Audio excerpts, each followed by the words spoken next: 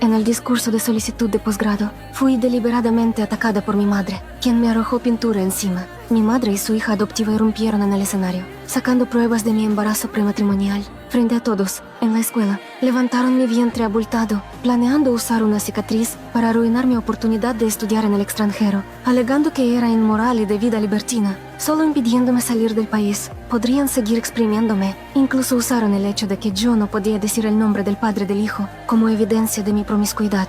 La hermana adoptiva encontró entre mis pertenencias una fotografía del hombre más rico de toda la ciudad, burlándose de que yo intentaba seducirlo, sin saber que el padre del niño era precisamente ese hombre adinerado. Y ese CEO había rechazado continuamente el matrimonio arreglado por su abuela, solo para buscarme a mí. Prometió que, en cuanto me encontrara, me desposaría de inmediato. En ese momento, madre y hermana adoptiva habían destruido completamente mi futuro. Incluso me presionaban para ir al hospital a abortar, pero yo no podía soportar abandonar esas dos vidas. Al salir casi choqué con una anciana. El anillo que se deslizó de mi dedo cambió mi destino. Después de disculparme, me fui. La enfermera recogió el anillo. La anciana lo observó detenidamente y reconoció que era el anillo del CEO. Resulta que 6 meses atrás, el CEO había sido víctima de una trampa y se vio obligado a llevarme en su lujoso automóvil. Al principio yo me resistí, pero él me dio un anillo grabado con el emblema del hombre más rico, prometiendo una gran suma de dinero. Eso me hizo recordar la llamada de mi madre, diciéndome que la colegiatura que yo había ganado con tanto esfuerzo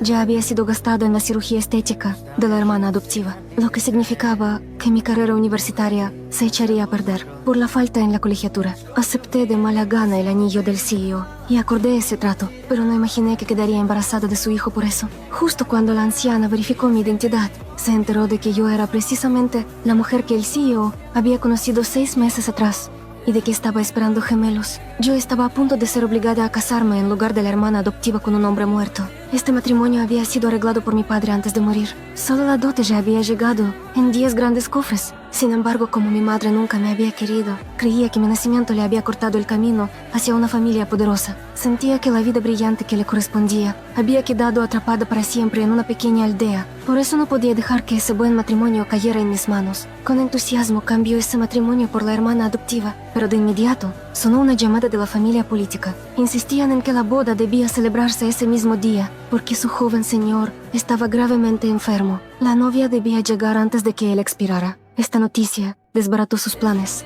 Decidieron buscarme a mí para suplantarla. Al enterarme de su malvado plan, me negué a ceder, pero ellas ignoraron mi resistencia. Me ataron y me pusieron en camino hacia ese matrimonio con un muerto. En ese momento, el CEO llegó a mi casa. Vio el caos en el interior. Supo que algo grave había ocurrido. Por fortuna, el asistente rastreó mi ubicación y descubrió la verdad de que yo había sido suplantada por la hija adoptiva. Mientras tanto, la hermana adoptiva me golpeaba con un palo, queriendo asegurarse de que abortara por completo. En un momento desesperado, la hermana adoptiva incluso sacó un cuchillo. Pero justo entonces, un anciano del clan ordenó que se detuvieran, porque la hora auspiciosa de la boda ya había llegado. Durante la ceremonia, no podía derramarse sangre. Fui llevada al salón ancestral como si fuera un objeto. El ataúd y la tablilla memorial ya estaban preparados para mí. Mi madre y la hermana adoptiva me empujaron dentro del ataúd, justo cuando la tapa estaba a punto de cerrarse. El CEO, finalmente, llegó al lugar.